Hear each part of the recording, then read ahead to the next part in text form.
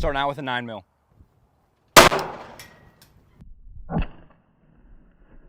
Our 9 mil hit dead center. It didn't penetrate at all, but some of the fragments actually embedded themselves into the wood right here. Next up, we got 10 mil.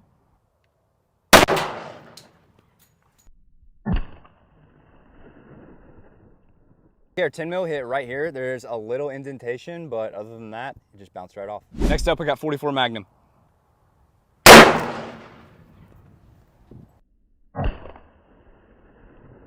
Our 44 hit right here, and it bounced off and got stuck in our stand right here. Next up, we got 223.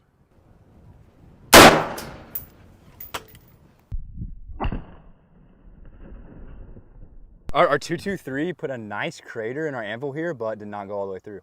Next up, we got the 450 Bushmaster. Dang, hit the same spot.